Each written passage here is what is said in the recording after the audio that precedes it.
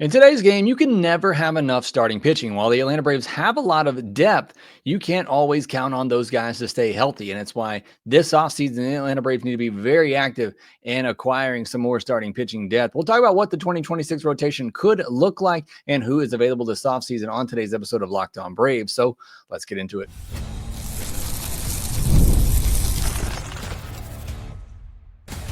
You are Locked On Braves, your daily Atlanta Braves podcast, part of the Locked On Podcast Network, your team every day.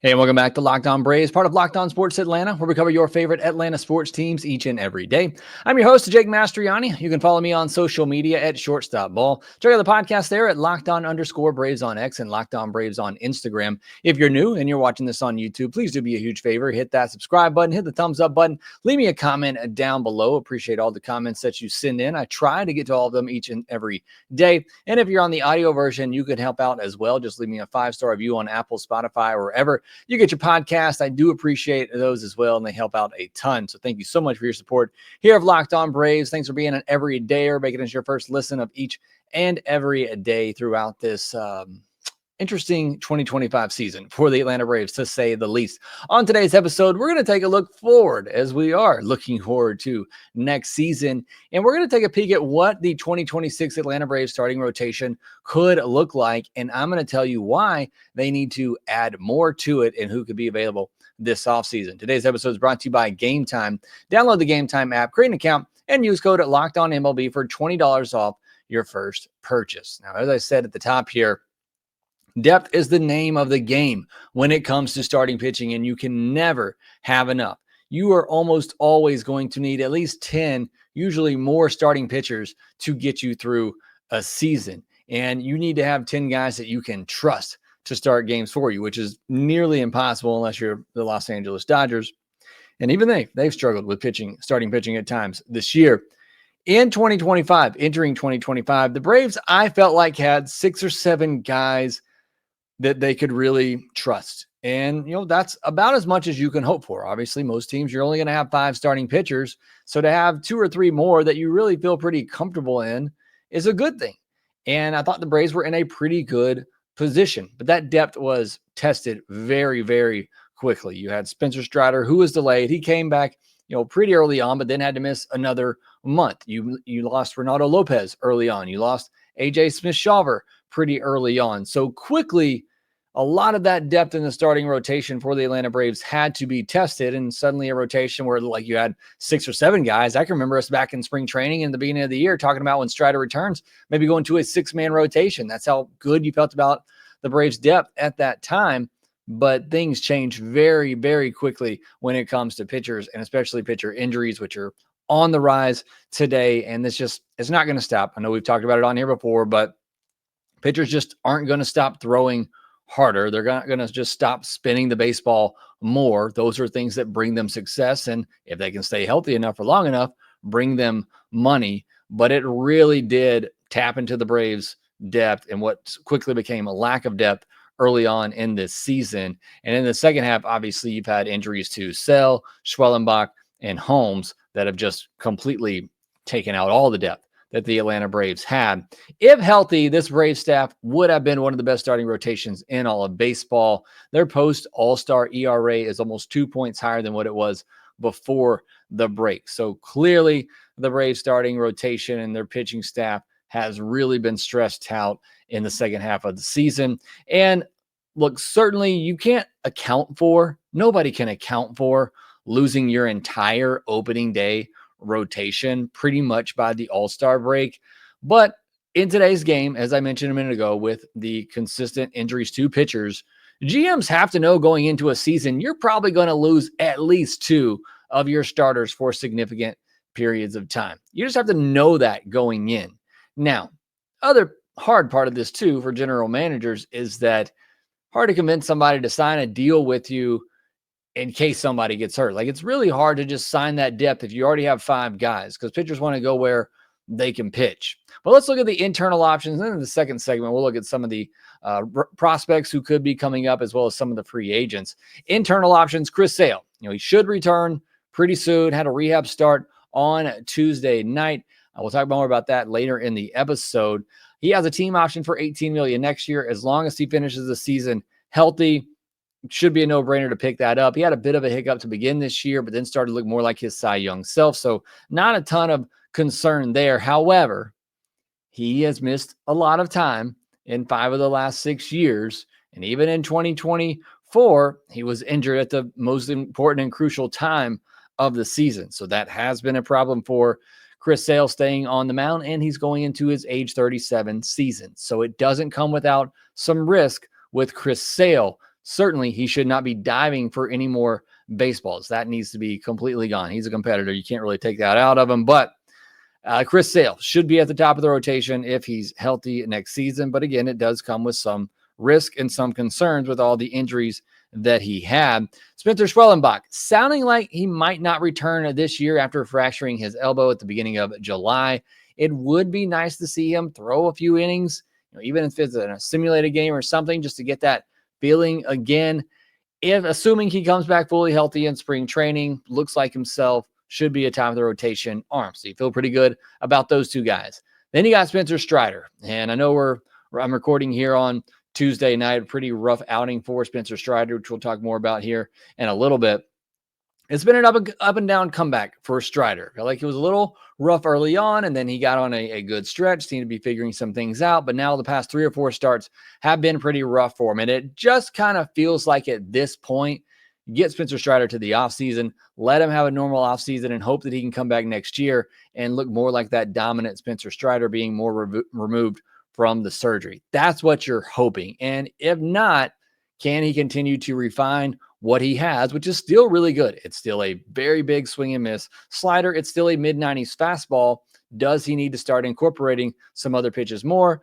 Or is it just about refining that command, which was a big problem on Tuesday night, just leaving too many pitches over the middle of the plate? So you got those 3 guys, Chris Sale, Spencer Schwellenbach, Spencer Strider.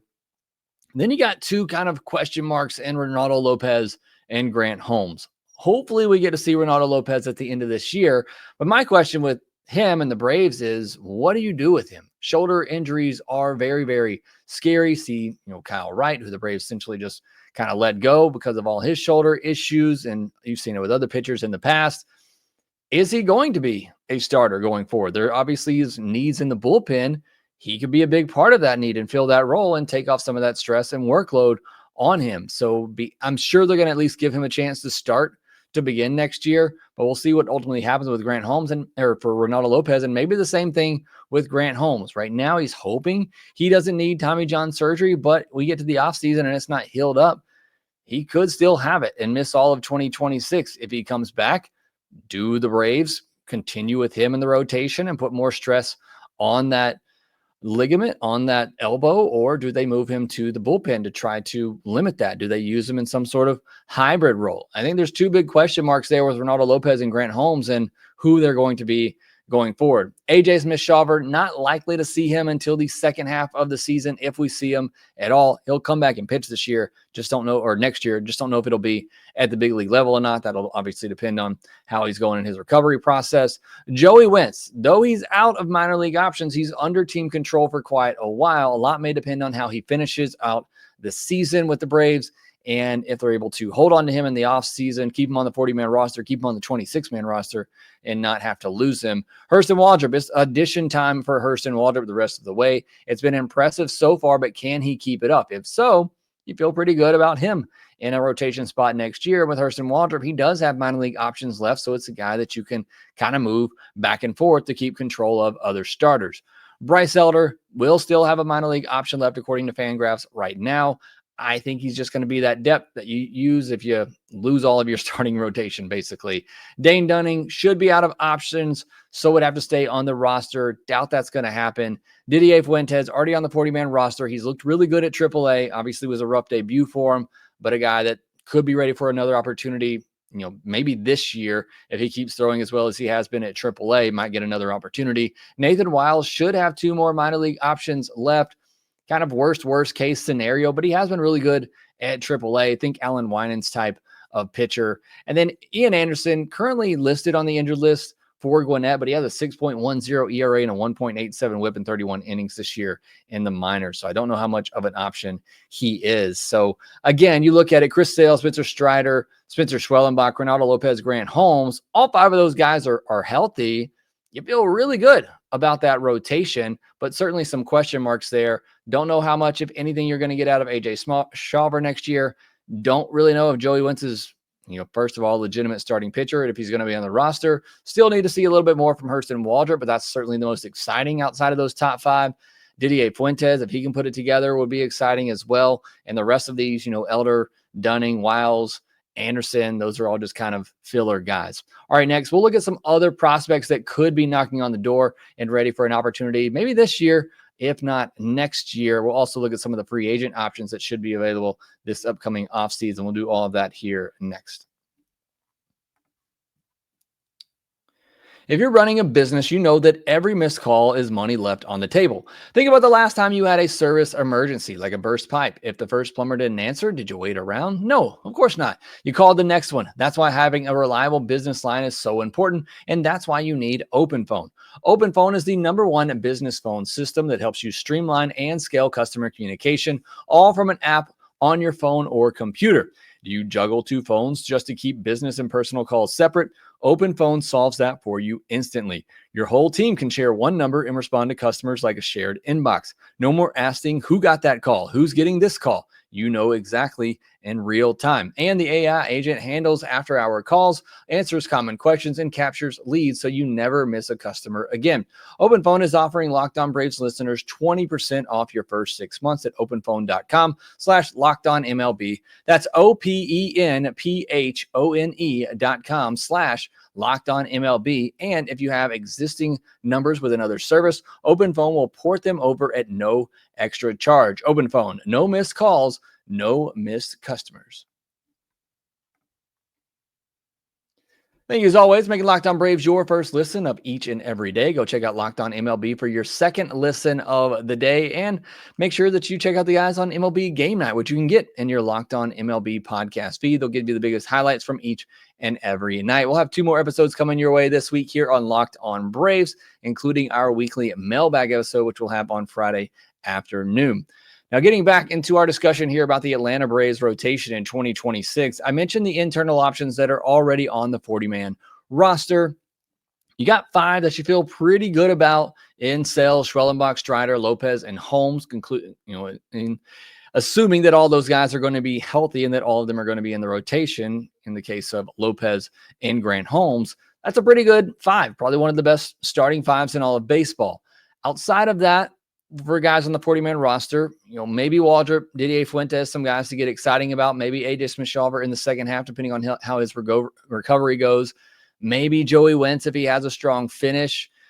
But outside of that, not too many guys that you feel comfortable with. Now, prospects not currently on the 40-man roster who could be ready early next season, some of them maybe even this season, and some of them that could be ready later next year. J.R. Ritchie, Blake Burkhalter, Giancarlo Lara already at AAA, could be ready. I think J.R. Ritchie probably should get a start, at least a start or 2 this year just to get his feet wet, but certainly could be ready early next year. Maybe going into spring training might compete for a spot. Blake Burkhalter, if they don't transition him to the bullpen, which I don't know that they're doing, even though I've been advocating for that for a while now. I think they're just managing his workload right now, but he is currently coming out of the bullpen at Gwinnett. It's the opposite for Giancarlo Lara. They put him in the bullpen, and when he's throwing so well there, they have transitioned him back to a starter, but he's already at AAA, and the results of the start have been pretty good. He is starting to walk a little bit more as of late, but if he can make that transition and continue with the good control that he's had, then he could be ready early next year. Lucas Braun, he's at AA, but I feel pretty confident that he could be a guy that can come in and give you, back of the rotation type of numbers. Owen Murphy has looked really good in his return. He's at high A right now. If they bump him up to AA by the end of the year and he continues to impress there, which most pitchers do in AA in the Southern League, he could be ready by midseason next year. Certainly don't want to press him. A year coming back from Tommy John surgery, but he has looked really, really good early on. And then some other depth prospects in the organization, a Brett Sears and Ian Mejia, a Landon Harper, who just won minor league pitcher of the week. So there is a lot of depth there just when you talk about guys on the 40-man and guys who are prospects that are knocking on the door to be ready either at the beginning of next year or at the middle of next year. So all in all, I've mentioned 21 potential starting pitchers for the Braves next year. But the question is, how good do you really feel about any of them? Like I said, if healthy, Sale, Schwelly, Strider, Raylo, Holmes, it's one of the best 5 in baseball. And then you got some depth of maybe AJ Smith-Shawver in the second half, Hurston Waldrop, maybe Joey Wentz. So now you're talking about 7.5 guys that you possibly feel decent about. Maybe Didier Fuentes, he gets another opportunity. Maybe you're talking about 8.5 guys that you feel pretty good about. And the problem is those top 5 that I mentioned, they're all coming off seasons in which they were injured at some point in that season. So it's unclear what they're going to look like coming back, what type of role they're going to have for, Ronaldo Lopez and Grant Holmes. And there's a lot of question marks. Again, if everybody's healthy and pitching the way they're capable of, it's maybe one of the best rotations in baseball, like it was in 2024. But there certainly is some concern and some worry. And that's why I think the Braves have to go out this offseason and find some middle of the rotation stabilizers. For me, and I said the same thing last offseason, for me, it doesn't have to be a top of the rotation arm. You don't have to get the top free agent starting pitcher in the class. We know the Braves almost are never going to do that. Because look, if Sale and Schwellenbach and Strider are healthy and pitching like they're capable of, those are 3 of the best pitchers in baseball. And those guys can help you win a World Series. I have no doubt about that. And if they get injured, then your season's obviously going to be pretty rough. As it is, I think they need to find some middle of the rotation stabilizers, some veterans that are going to give you some quality innings and pitch deep into games. That's really what they're missing right now, instead of having to rely on some of these young prospects or some of these veterans that just can't stick in a rotation, that aren't really worthy of being in a big league rotation, like a Davis Daniel, a Nathan Wiles, and guys like this, a Dane Dunning, who's kind of been bounced around as a starter here and there, and even a Joey Wentz. And so having some verified big league starters that can give you some innings. Now you look at the starting pitching free agents for this upcoming offseason. It's Dylan Cease, Zach Gallen, Framber Valdez, Michael King, Jack Flaherty, Jordan Montgomery, Shane Bieber, Zach Eflin, Kodai Senga, Ranger Suarez, Chris Bassett, Nestor Cortez, Merrill Kelly, Dustin May, Tyler Mahle, Lucas Giolito, Aaron Savali, Charlie Morton, Michael Soroka, Jose Quintana. Those are just some of the names that I wrote down. Give me 2 from that list, and I honestly don't even care which 2. Obviously, I'll have preference, and we'll deep dive into a lot of these once we actually get into the offseason. But give me 2 from this list. I don't care what else it looks like in the rotation. Give me 2 guys from this list, and I'm going to feel pretty good about the Braves' depth. Then suddenly you have 9.5, 10 guys that aren't just depth, but depth that you feel pretty good about. Now, I'd love to have Michael King. I've talked about him a lot. I talked about him a lot last offseason. There is some worry for him as a guy that was transitioning from a reliever to a starter, struggled with some injuries, missed a lot of time this year. Give me a Zach Gallen coming off a down year as a veteran starter, looking to maybe bounce back on a 1-year deal. Just give me 2 of these guys. You know, give me a Zach Eflin. I'd love to get Ranger Suarez just so the Braves don't have to face him anymore. You know, give me a Chris Bassett, a veteran that you know is going to give you, 5-6 quality innings every time that he goes out there. Even a Merrill Kelly. Give me 2 of these guys, these veteran guys that are big league starters, and you know that they can give you 5 or 6 quality innings every time out, keep you in a ball game, and every now and then are going to have some really good games. Be a 3.5 to 4.5 ERA type of pitcher, middle to back of the rotation type of arm. That's what the Braves have to go out and get this offseason. At least 2 of those, in my opinion, to supplement some of the risk and concern that you have with your arms in the rotation. And just because you need that kind of depth to get through a season, because going in, you're going to lose at least 2 arms in your rotation. And one of them may be the guys that you brought in, but you got to have that quality depth going into a year in order to survive. And it's tough. I mean, it's tough to convince a Zach Gallen who's trying to, I'm assuming will be trying to resurrect his career after a down season. He wants to go somewhere he knows he's going to pitch. And if everybody's healthy in the Braves rotation, certainly you sign him, you're going to play him, but it becomes a little bit harder to stick in that rotation if you fail a little bit. Then the Braves are just going to go to a Hurston Waldrop. They're going to go to a J.R. Ritchie. They're going to go to a Didier Fuentes if you're not getting it done. You may want to go to a Pittsburgh, who is going to give you every opportunity to throw and pitch as much as you can, just like Michael Soroka taking a deal for Washington, a team that just needs innings, and being able to know you're going to go out there every fifth day. Braves couldn't afford to do that with Michael Soroka while they were trying to compete and win. And so that plays into it. It makes it hard to sign some of these guys, but I think the Braves have to do whatever they need to do this offseason to bring in at least two of these guys. Let me know in the comments section below what you think on that. Do you think they should just ride with the guys that they have and hope that they're going to be healthy and be fine with that? Or do you think they need to bring in, one, two of these free agents to help create that depth going into the next season? And look, if you got to start the year with a 6-man rotation so that everybody gets to pitch, that's perfectly fine, because eventually that'll work itself out. But I think you need to have that depth. You need to try as best as you can to have 9 or 10 guys, not just that are depth, but are good depth in the system. That's what you got to have in today's game with how many injuries there are to starting pitchers. All right, next we'll get into the game from Tuesday. Spencer Strider, rough outing there, but the offense continues to fight and continues to put runs on the board. We'll talk about all of that here next.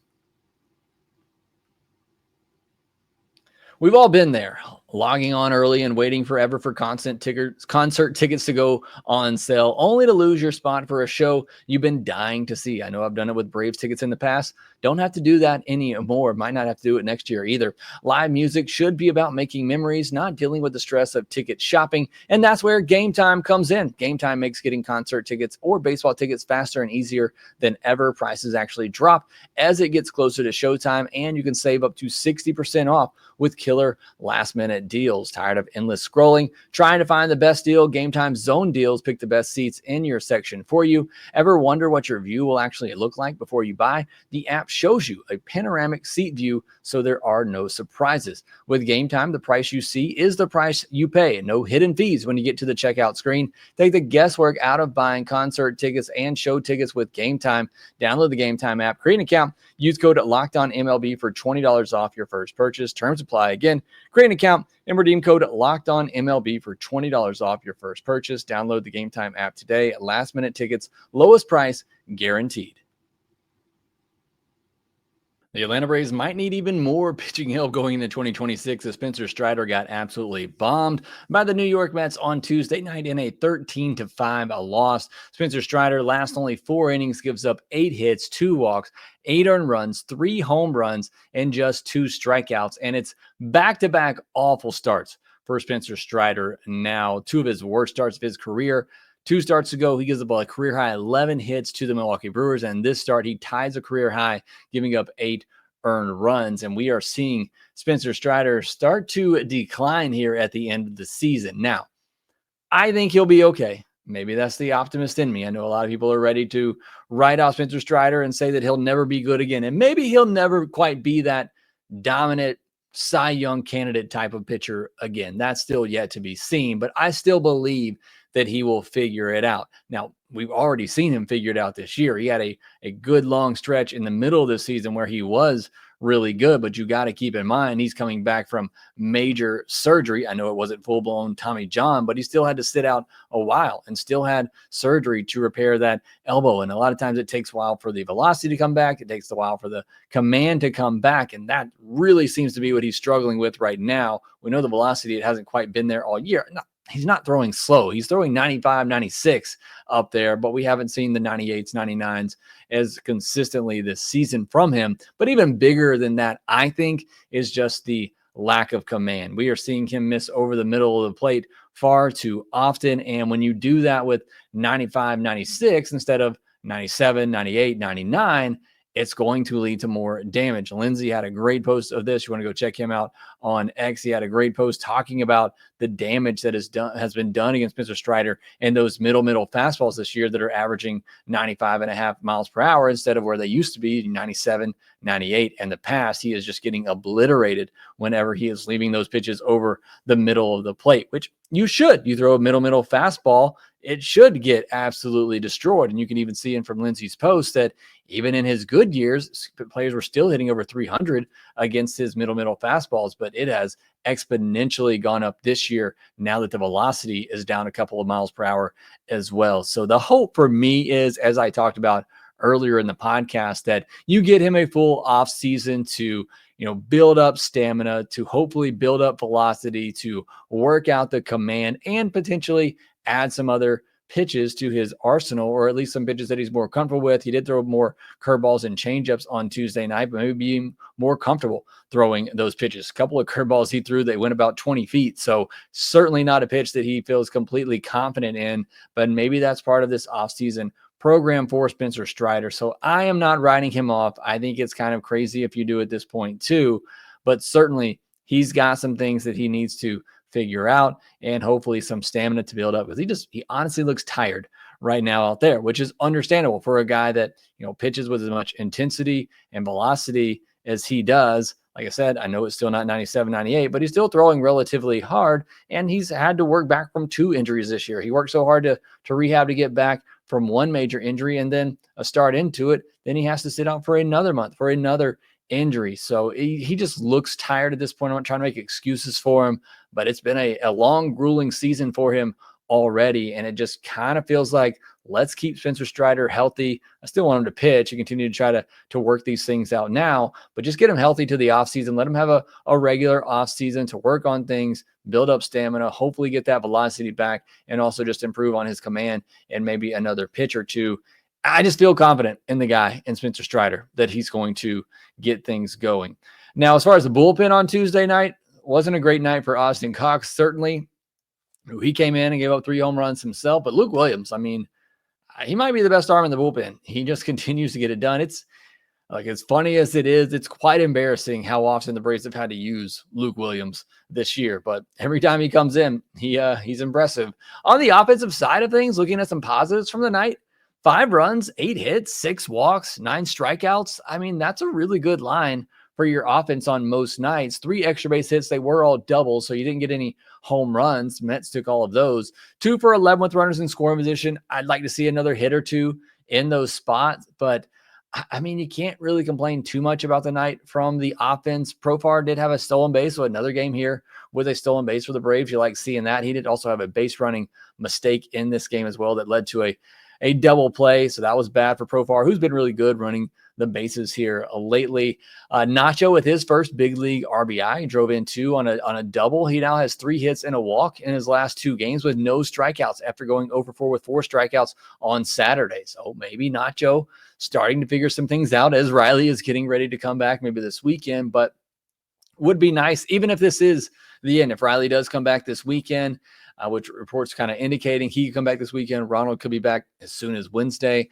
But even if that is going to be it for Nacho, hopefully he can kind of end this time, this opportunity with the Braves on a high note, and seeing some hits start to fall in for him, seeing some better at-bats. That would still be encouraging, even if it is only over a 3 or 4 game stretch. I think that would be really big for Nacho and his confidence. Michael Harris with a couple more hits. He stayed hot. Profar got on twice, again at the top of the order. So some real big positives, I thought, from the offensive side of things in this game.